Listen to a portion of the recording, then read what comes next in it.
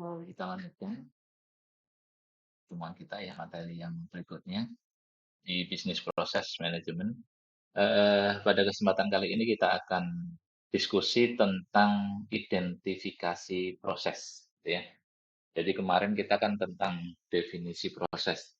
Nah, sekarang bagaimana cara mengidentifikasi proses itu sendiri. Jadi banyak aktivitas-aktivitas yang terjadi di sebuah institusi gitu ya.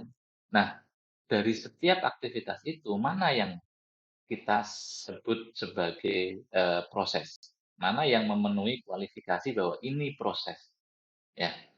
Oke, kita akan bicara tentang itu nanti. Kembali ke BBM life cycle ya. Jadi ini tahap pertama sebelum kita melakukan perbaikan proses. Tahap pertama adalah proses identification, yaitu mengidentifikasi proses. Oke.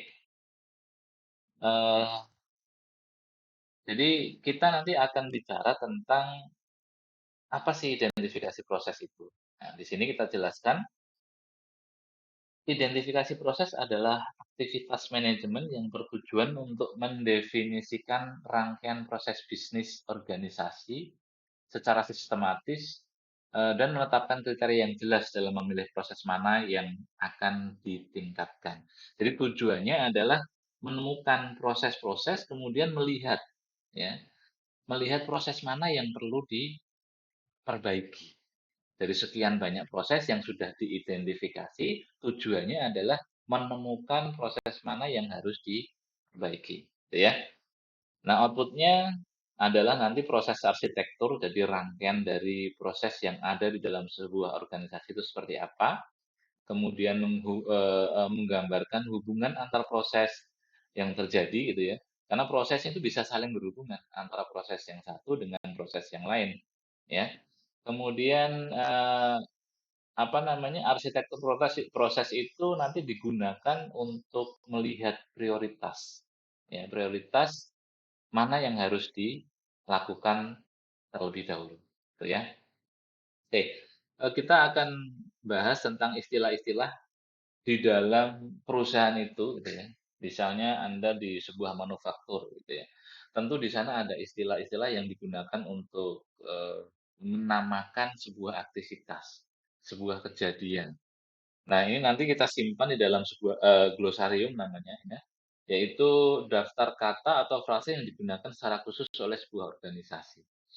Nah, ini tentu setiap organisasi memiliki istilah-istilah yang berbeda. Kenapa kok begitu? Kita butuh glosarium gitu ya.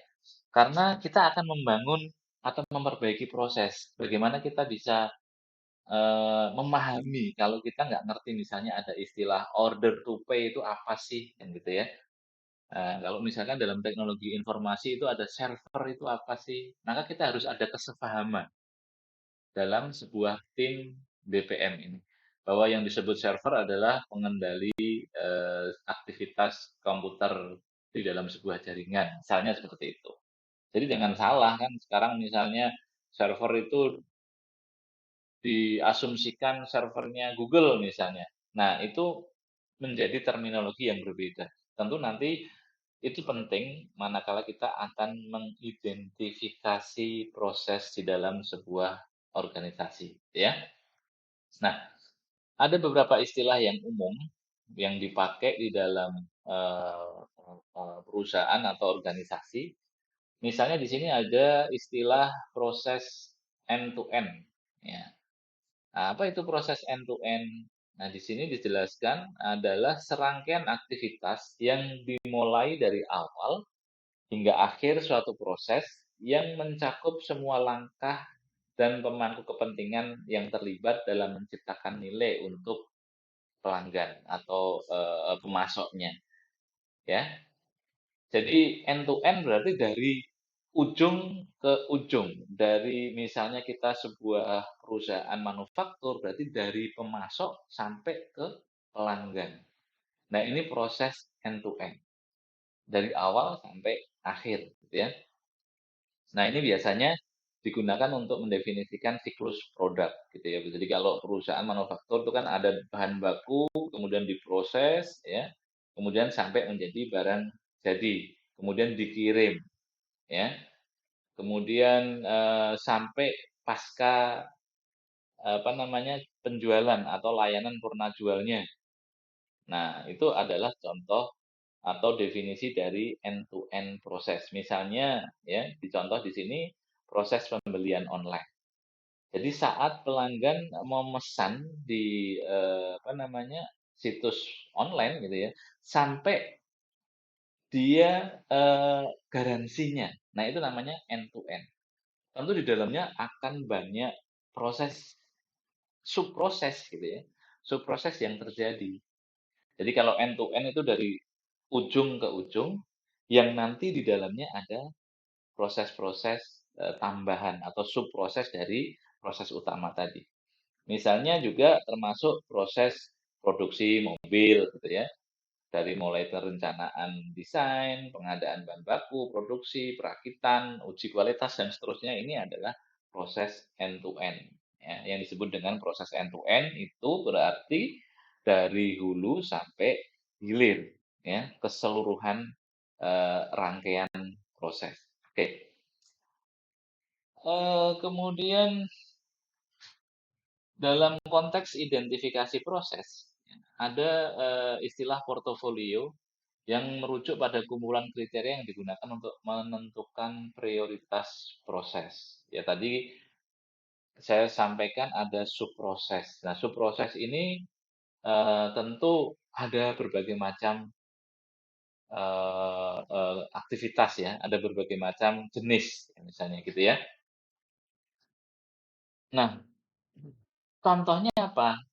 Contohnya ini, nah, kenapa kok kita perlu membuat portofolio? Nah, dalam pengambilan keputusan terkait prioritas proses, ya portofolio itu membantu organisasi dalam memilih dan mengelola proses yang optimal untuk mencapai tujuan bisnis. Jadi rangkaian dari sebuah aktivitas tadi, ya dari proses A, proses B, dan proses C melakukan apa saja, siapa pelakunya, dan seterusnya itu disebut dengan portofolio dalam terminologi proses, ya. Nah, misalnya di dalam sebuah proses bisnis, sebuah manufaktur itu dia memiliki subproses pemasaran, kemudian produksi, penjualan, pengiriman, dan pelayanan pelanggan. Nah, ini tadi yang saya sebutkan ini sebagai subproses dari end to end proses, ya. Jadi end to end itu perusahaan itu atau lembaga bisnis itu bisnisnya apa sih? Nah, itu ya. Jadi kalau misalnya kita contohkan kemarin itu build IT, maka end to end-nya ya tentu dari klien atau dari supplier yang menyediakan barang ya yang mau disewa sampai produksi yang gitu kan. Nah, di dalamnya ada subproses yang berbeda, ada subproses procurement, pengadaan gitu ya. Ada pembayaran dan seterusnya. Nah, itu eh, terminologi dari sebuah proses bisnis, ya. Kalau di sini manufaktur diantaranya ada pemasaran, produksi, penjualan, nah, kemudian pengiriman dan pelayanan pelanggan atau after sales gitu ya. Oke. Kemudian di dalam portofolio tersebut ada kita bisa pisahkan ya. Tujuannya tentu untuk melihat sekali lagi bahwa tujuan dari bisnis proses manajemen itu nanti untuk improvement, proses improvement.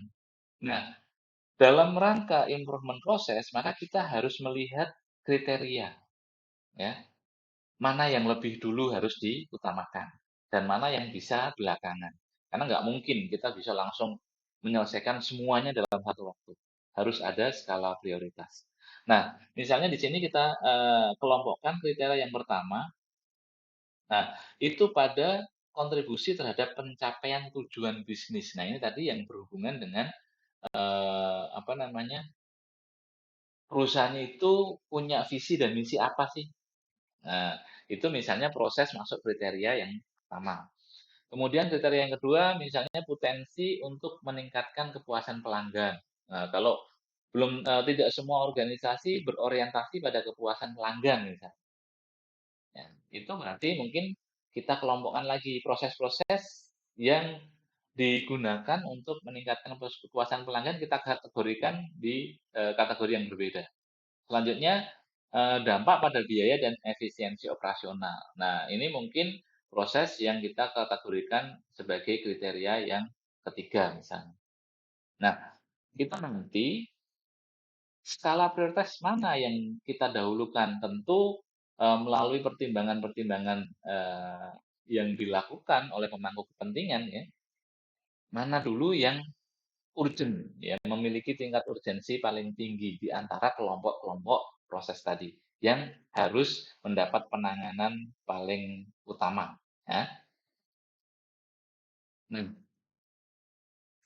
selanjutnya oke, ini lanjutannya ya, berdasarkan kriteria tersebut, maka dapat ditentukan bahwa proses layanan pelanggan memiliki prioritas yang lebih tinggi, karena kontribusinya terhadap pencapaian tujuan bisnis yang besar. Nah, ini kalau memang bisnis konsumer misalnya ya, yang, utamanya adalah kepuasan pelanggan.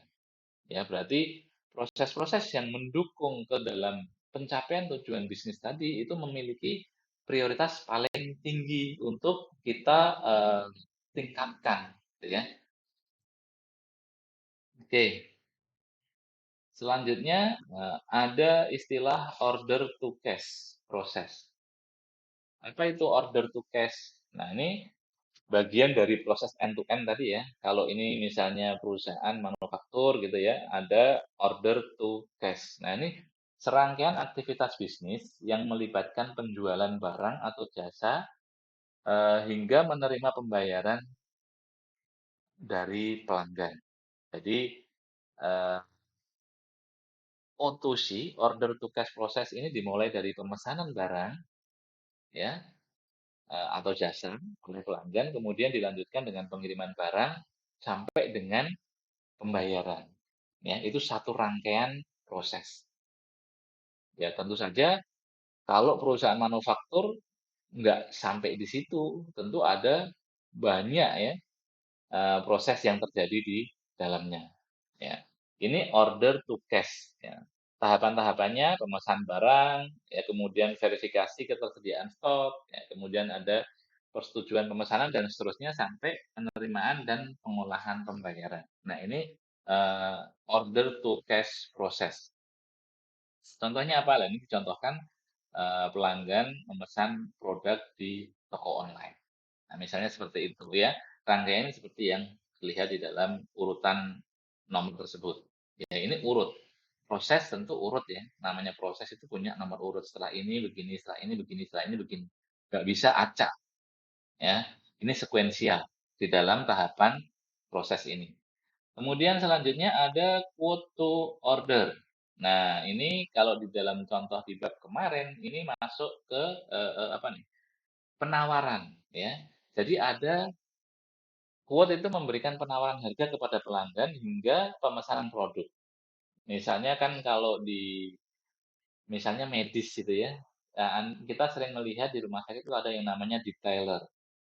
Nah, detailer itu memberikan apa namanya, product knowledge ya, meskipun belum tentu, ditindaklanjuti dengan quote to order, dengan penawaran harga gitu ya. Pertama, retailer itu memberikan, product knowledge atau menawarkan produk kemudian, eee, apa namanya, spesifikasi produknya itu apa, kemudian ditindaklanjuti oleh sales gitu ya, yang memberikan penawaran harga. Nah, pada tahapan itu disebut dengan quote to order proses, sampai dengan apa? Sampai dengan, pemesanan barang. Jadi oke kita, boleh misalnya ya kalau dalam medis itu mulai dari detailer memberikan product knowledge, kemudian ada sales yang kemudian memberikan penawaran harga, sampai terjadinya pemesanan dari rumah sakit gitu ya, akan produk yang ditawarkan, itu masuk ke quote to order. Jadi proses ya, jadi proses yang bagian dari proses besar lagi.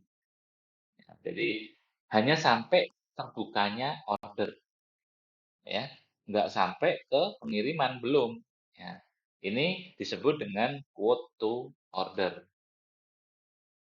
Nah, ini contohnya. Nah, kalau ini contohnya di proyek pembangunan rumah ya.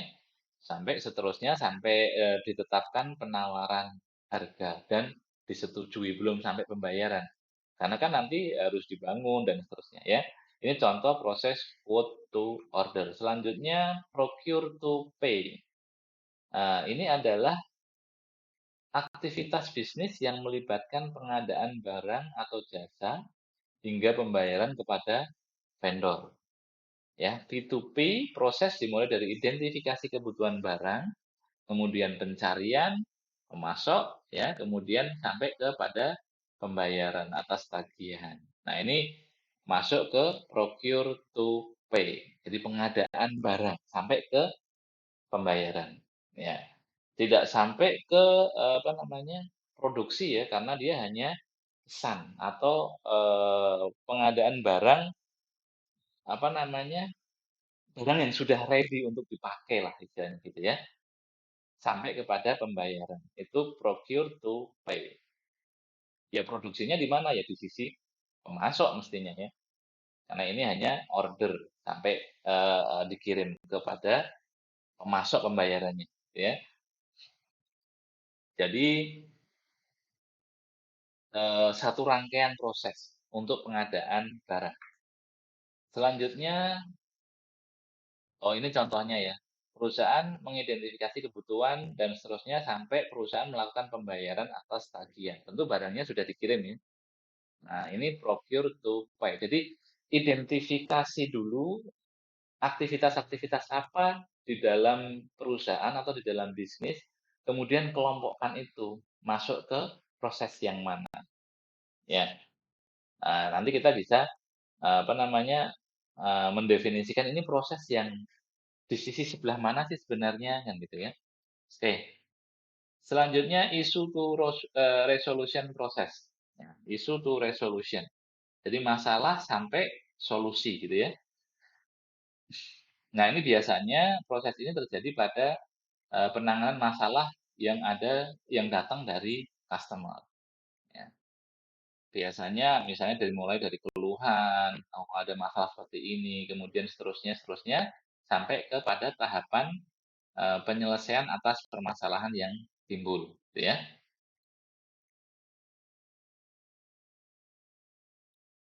Nah, ini tahapan issue to resolution, pengumpulan informasi dari masalah yang dialami pelanggan, kemudian analisa masalah, kemudian jika tidak bisa ditangani oleh customer service, ada eskalasi atau menaikkan level ya. Misalnya, oh butuh level yang di atasnya untuk memberi keputusan. Baru setelah itu ada tindakan perbaikan. Kemudian ada pelaporan dan feedback dari pelanggan. Kan sering ya kita kalau komplain ke misalnya IndiHome gitu ya. Oh penanganannya seperti ini. Setelah itu kita diberikan tolong ya diberikan feedback melalui message melalui seluler dan seterusnya. Nah, ini issue to resolution process ya. Oke, ini contohnya. Nanti saya share ya, apa namanya, materinya ini. Ini belum saya share yang tambahan-tambahan ini. Nah, yang terakhir adalah application to approval process. Nah, ini contohnya mengajukan permohonan, mendapatkan persetujuan, kemudian melakukan tindakan sesuai dengan apa yang sudah disetujui. Nah, ini application to approval.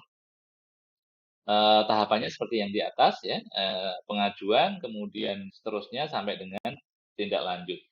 Biasanya aplikasi untuk profil ini banyak kita jumpai di pengajuan kredit perbankan misalnya ya. Tapi tentu tidak hanya itu saja. Nah, contohnya ya, ada ini penerimaan pekerjaan di sebuah perusahaan itu juga sama, application to approval process.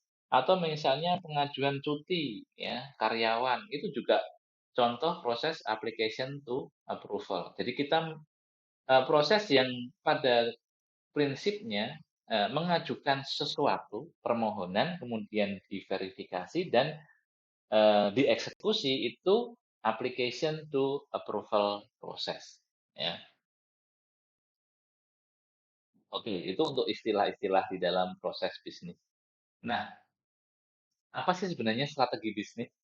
Tadi kan kita bicara tentang yang sesuai dengan tujuan bisnis, ya.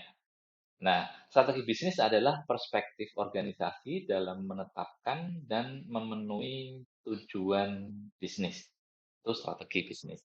Jadi bagaimana perusahaan itu mencapai tujuan bisnisnya. Ya tentu dilakukan dengan melakukan strategi-strategi tertentu. Nah, itu disebut dengan strategi bisnis, gitu ya. Nah, lalu kemudian kita pada tahapan tadi kan di awal kita sampaikan tentang eh, identifikasi proses. Nah, kita perlu memahami pentingnya identifikasi proses, ya, sebagai apa namanya sarana untuk tadi mencapai tujuan dari perbaikan proses. Ya, kenapa? Kenapa kita kok perlu identifikasi? Kenapa? Seringkali atau tidak banyak perusahaan atau organisasi yang memiliki sumber daya yang diperlukan untuk memodelkan semua proses yang terjadi secara rinci. Ya, seringkali perusahaan atau organisasi itu melakukan proses itu natural. Nggak ada yang disebut dengan standar operasional prosedur. Oh, kalau melakukan ini itu harus begini, siapa pelakunya, durasi waktunya berapa lama, penanggung jawabnya siapa, siapa yang terlibat, dan seterusnya. Itu seringkali nggak ada seperti itu. Yang era dulu itu ada yang namanya standar operasional prosedur yang dalam bentuk narasi, gitu ya. Lalu kemudian muncul pemodelan yang lain, tapi pemodelannya itu masih di seperti flowchart, ya, yang di dalamnya dicemplungin tuh narasi-narasi. Nah, yang sekarang itu sudah berubah lagi, berevolusi dengan menggunakan business process model notation yang menjadi standar untuk memodelkan proses. Ya, kembali ke sini, tidak banyak organisasi yang memiliki sumber daya untuk memodelkan semua proses mereka secara rinci. Maka itu kita perlu melakukan identifikasi mana yang disebut dengan proses, mana yang oh itu aktivitas biasa, enggak proses, ya. Nah, itu perlunya mengidentifikasi proses. Berikutnya, eh, karena bisnis proses model itu ya tidak gratis tentu ya, karena butuh resource yang besar. Ketika Anda memodelkan sebuah proses, itu ada resource yang terlibat yang besar di dalamnya, butuh biaya, butuh investasi. Ya, oleh karena itu, penting bagi organisasi yang terlibat di dalam BPM untuk, eee eee, memusatkan perhatian mereka pada subset proses yang relevan. Jadi proses mana yang mesti kita upgrade, ya. Jadi itu salah satu kenapa kok kita butuh mengidentifikasi proses, ya. Kemudian, eee alasan berikutnya, beberapa proses perlu mendapatkan prioritas karena mereka memiliki arti strategis bagi kelangsungan hidup organisasi. Ya, biasanya dapat diasumsikan bahwa ada strategi bisnis dan dapat dipertimbangkan untuk identifikasi proses. Strategi dapat dioperasikan dalam berbagai cara, misalnya ya. Salah satu opsi yang menonjol adalah dengan menentukan tujuan bisnis menggunakan struktur dari sebuah balance scorecard. Nah, proses yang tadi ya, kita perlu identifikasi mana yang penting, mana yang nggak penting, mana yang mendukung tujuan bisnis, mana yang mempercepat akselerasi untuk tercapainya tujuan bisnis. Nah, itu yang kita harus identifikasi. Nah, untuk menilai, kita gunakan apa? Kita gunakan balance scorecard salah satunya, ya. Nah, ini contoh salah satu, balance scorecard ya, yang kita bisa gunakan untuk mengidentifikasi proses. Ya, misalnya di sini, ada 4 perspektif, yaitu financial perspektif, kemudian customer perspektif, internal perspektif, dan ini manajemen perspektif ya. Jadi aspek manajemen yaitu learning and growth perspektif. Jadi ada pertumbuhan dan seterusnya. Nah dari sini, ini kita bisa melihat value atau nilai dari proses, ya. Mana yang cepat atau mana yang mencapai tujuan dari bisnis untuk jangka panjang ini. Mana yang lebih dekat, mana yang paling berhubungan, gitu ya. Nah, di antara proses nanti kita akan gunakan balance scorecard ini untuk melihat mana, proses yang memiliki, value paling besar terhadap tujuan tercapainya tujuan bisnis. Nah, oke. Lalu apa itu balance scorecard? Ya. Oke, ini balance scorecard adalah suatu konsep manajemen strategis yang digunakan untuk mengukur kinerja perusahaan dalam mencapai tujuan jangka panjang. Nah, biasanya digunakan untuk menghubungkan tujuan strategis perusahaan dan kegiatan operasional sehari-hari, kemudian menilai kinerja perusahaan dalam berbagai aspek. Tadi ya sudah saya sampaikan seperti keuangan, pelanggan, proses bisnis internal, dan pertumbuhan atau di aspek manajemen strategis gitu ya. Nah, fungsi balance scorecard dalam bisnis adalah untuk membantu perusahaan mengukur kinerja dalam berbagai aspek dan memastikan bahwa tujuan strategis tercapai dengan seimbang dan terintegrasi. Itulah intinya ya. Jadi nanti kita bisa menentukan key performance indicator dari setiap proses. Ya, ini dengan menggunakan balance scorecard itu memungkinkan perusahaan untuk mengukur kinerja secara menyeluruh dan mengidentifikasi area di mana perusahaan harus memperbaiki kinerjanya, ya, karena ada key performance indikatornya, ya. Jadi, oh ini ternyata, eee, setelah dinilai, setelah diakses gitu ya, proses ini nggak efektif, maka perlu kita perbaiki. Nah, itu tujuan dari balance scorecard untuk menilai proses tadi. Nah, sekarang berdasarkan penjelasan tadi, kita kembali ke construction company build IT. Nah, ini ada pertanyaan. Kira-kira proses apa yang terjadi pada build IT yang minggu lalu kita sudah diskusikan ya tentang perusahaan yang menyewa gitu ya. Ada engineer, ada clerk, ada work engineer dan seterusnya itu yang menyewa perangkat-perangkat elektronik untuk membangun prasarana atau sarana-sarana teknologi informasi. Itu kira-kira masuk ke mana tadi? Kalau kita lihat dari kategori proses tadi, ya, masuk ke procure to pay proses, yaitu pengadaan barang dan jasa. Yang tadi ya, yang awal tadi ya, di sini eh, eh, yang nah ini, procure to pay, aktivitas bisnis yang melibatkan pengadaan barang atau jasa hingga pembayaran kepada pemasok atau vendor, gitu ya. Jadi masuk ke sini.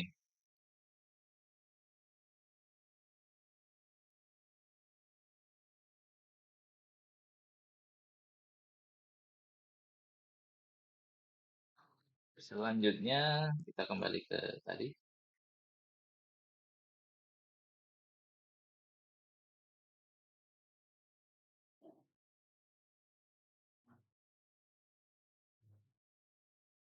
Hmm. Kemudian bagaimana pengaruhnya terhadap aspek perspektif pelanggan? Ya, bagaimana jika proses itu tidak dikelola dengan baik? Apa yang akan dirasakan oleh pelanggan? Sudut pandang yang dilihat pelanggan terhadap Build IT itu apa sih? Nah, jika proses procure to pay tadi, yang di nomor satu itu, tidak dikelola dengan baik, itu akan mempengaruhi pada ketersediaan dan kualitas barang yang dibutuhkan. Ya, Karena apa? Ketika kan kita kemarin sudah contohkan ya, pengadaan barang tidak dikelola dengan baik. Bagaimana kalau barang itu nggak sesuai dengan permintaan site engineer? Oh, adanya barang yang berbeda nih. Kalau tidak dikelola dengan baik, ternyata yang dikirim barang yang berbeda dan tidak di-ACC oleh site engineer. Maka, oh ini nggak bisa dipakai, dibalikin lagi. Maka itu akan menambah biaya ya, karena sudah terlanjur dikirim, nggak sesuai, harus dikembalikan, dan seterusnya. Nah, ketika itu tidak dikelola dengan baik, maka ya endingnya pelanggan tidak menerima kualitas barang sesuai yang diinginkan. Karena misalnya dia membangun jaringan ya, ternyata alatnya nggak sesuai spek nih. Nah, ternyata hasil akhirnya nggak bagus, maka pelanggan merasa, ya ini hasilnya nggak bagus nih, ada permasalahan nih. Nah, kenapa kok bisa terjadi? Karena proses di procure to pay-nya tidak dikelola dengan baik, gitu ya. Nah, siapa saja yang berperan? Aktornya siapa sih pada terjadinya proses tersebut? Kita kemarin minggu lalu sudah sampaikan ya, ada site engineer, yaitu engineer yang ada di lapangan, yang dia membuat pengajuan barang kebutuhannya A, B, C, dan seterusnya. Kemudian ada office clerk atau petugas di dalam kantor yang kemudian mencari suppliernya siapa, daftar barangnya seperti apa, harganya, dan seterusnya. Dan ada work engineer yang akan menggunakan perangkat yang disewa tadi. Ya setidaknya ada 3 itu ya, yang terlibat atau aktor terjadinya proses itu. Bagaimana dengan supplier? Supplier itu masuk kategori aktor enggak? Ya dia entitas, ya. Bukan aktor, bukan pelaku proses, dia bagian dari luar. Nanti kalau dalam proses pemodelan itu dia pool yang berbeda atau lane yang berbeda dari proses procure to apa namanya tadi? To pay ya. Jadi procure to pay. Dia ada di lane proses yang berbeda. Maka supplier tidak masuk di dalam aktor terjadinya proses tersebut. Yang disebut aktor itu nanti yang terlibat langsung dalam setiap proses yang terjadi. Di luar dia hanya trigger aja, send message dan receive message ya kalau dalam terminologi bisnis proses yang nanti kita akan bicarakan di bab yang akan datang. Oke, nah kemudian untuk mengidentifikasi proses itu ada beberapa checklist bahwa aktivitas ini disebut dengan proses, aktivitas ini bukan proses gitu ya. Nah, tadi kan di awal kita tujuannya adalah menemukan proses bisnis, gitu ya. Tujuannya apa? Agar kita tahu proses itu butuh kita upgrade misalnya, yang tentu berhubungan dengan tujuan dari organisasi. Nah, dalam rangka mengidentifikasi aktivitas yang banyak sekali di dalam perusahaan atau di dalam organisasi, maka kita harus melihat, oh ini aktivitas ini kategorinya proses nih. Karena apa kita bisa menyebut dengan itu sebagai proses? Nah, ini adalah eh, eh, checklist atau tanda-tanda bahwa sebuah aktivitas disebut dengan proses. Ya. Yang pertama, apakah ini adalah sebuah proses? Dapat dilakukan pengidentifikasian atau atas aktivitas yang terjadi. Salah satunya dengan melihat namanya. Ya, aktivitas itu namanya apa sih? Contohnya pengisian KRS. Ya, berarti aktivitas itu terdiri atas kata kerja dan kata benda. Pengisian KRS. Nah, ini salah satu tanda bahwa aktivitas ini, tandanya ini adalah sebuah proses. Ingat yang pertama ya, diidentifikasi dari namanya, yaitu kata kerja ditambah kata benda, pengisian KRS. Contohnya itu. Kemudian yang kedua, dapatkah proses itu dikendalikan? Nah, pengisian KRS ini dapat dikendalikan tidak? Ciri-cirinya, aktivitas itu berulang. Ya. Kemudian tanpa adanya kasus yang jelas, maka sebuah aktivitas manajemen bukanlah sebuah proses. Kalau nggak ada kasus yang jelas, itu jadi tidak disebut dengan proses. Kalau pengisian KRS kan kasusnya jelas. Kemudian, jika tidak ada kegiatan yang berulang, aktivitas manajemen bukanlah sebuah proses, tapi disebut dengan proyek. Nah, kalau KRS itu kan berulang, ulang, ulang terus, setiap tahun ada. Maka itu disebut bisa menjadi ciri-ciri, apa namanya, proses ya, aktivitas yang masuk kategori proses. Kemudian apakah prosesnya cukup penting untuk dikelola? Oh, tentu iya, ya. Identifikasinya apa? Ini misalnya ya di kampus ya USM, wah pasti dia mau membayar mahal untuk mengelola proses pengisian KRS. Ya, tandanya apa? Ya dibangun sistem, kemudian dibangun relasi dengan perbankan dan seterusnya. Nah, bisa jadi karena aktivitas tersebut sangat penting, maka dia untuk mengelola itu dia mau lah membayarnya, gitu ya. Nah, itu salah salah satu contoh aktivitas itu tandanya adalah sebuah proses. Apakah ruang lingkup prosesnya tidak terlalu besar? Nah, ini ada hubungan one-to-one antara pemicu proses terhadap aktivitas yang dianggap dalam satu lingkup tujuan. Nah, ada pemicunya, nggak terlalu gede banget, gitu ya. KRS kan ya cuma mahasiswa, aktornya kan mahasiswa, petugas apa namanya dosen wali misalnya ya, kemudian siapa lagi pembayar apa namanya TU, ya. Jadi skupnya nggak terlalu besar. Yang berikutnya ruang lingkupnya juga tidak terlalu kecil. Tidak terlalu kecil dan tidak terlalu besar banget. Kalau besar itu nanti biasanya mainnya berarti project kalau besar banget karena di dalamnya ada sub-sub prosesnya. Dan juga tidak terlalu kecil karena kalau terlalu kecil itu berarti ya nggak proses juga. Aktivitas yang terlalu kecil melibatkan cuma dua entitas gitu ya. Nah itu biasanya tidak tidak perlu dilakukan, tidak perlu dianggap ini sebuah proses karena tidak banyak aktor yang terlibat, ya. Itu salah satu, tanda bahwa sebuah aktivitas disebut dengan proses, oke ya. Nah, ini misalnya tadi ya. Nah, ini ada 5 ciri, misalnya pengisian KRS oleh mahasiswa. Nah, pengisian KRS memenuhi 5 checklist tadi, ya, 5 checklist dari identifikasi proses. Ya, maka pengisian KRS bisa masuk kategori proses. Itu ya. Contohnya seperti itu. Oke, saya selanjutnya. Oke, eh, proses kategori atau kategori proses. Dalam sebuah organisasi, proses itu setidaknya ada 3 ya. Proses inti, proses pendukung, dan proses manajemen. Ya, proses inti itu ya proses yang tadi ya. Eh, apa namanya? Bagian dari end to end proses tadi.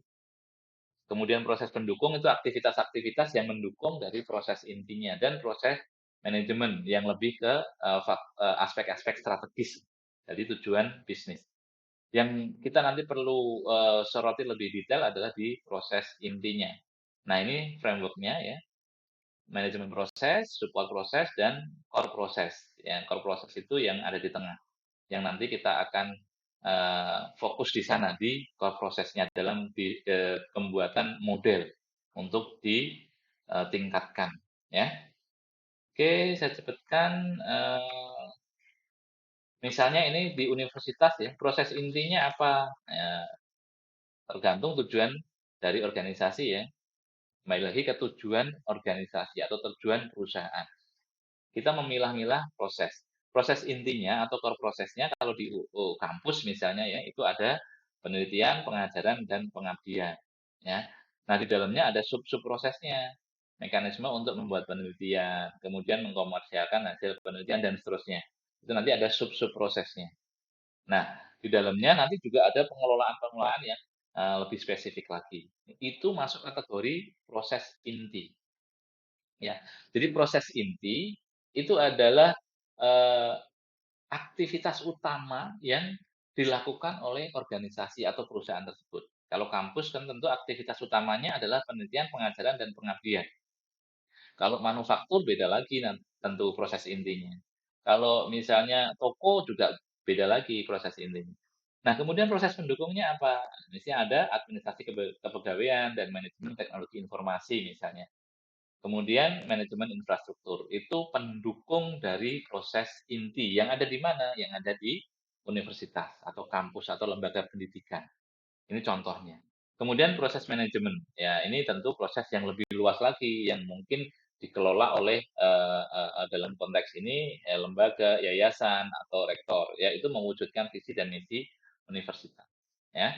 Itu contoh, apa namanya tadi, kategori proses, ya.